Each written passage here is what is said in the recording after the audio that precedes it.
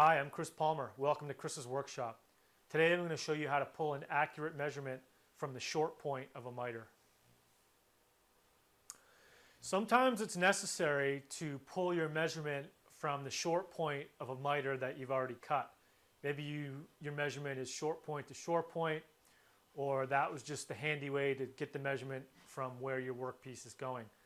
As you know, it's really hard to hook your tape onto that short point without it slipping off.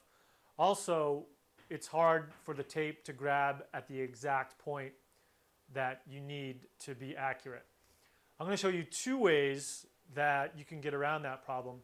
The first is by having your square or your speed square line up the top of your square exactly on the short point of the miter and clamp it. Now I can pull my measurement all the way down the board.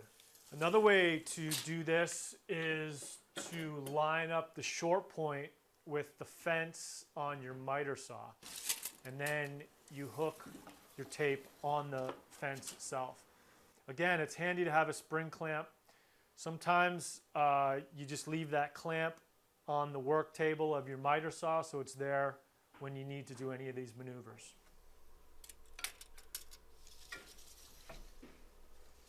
Thanks for watching. I'm Chris Palmer.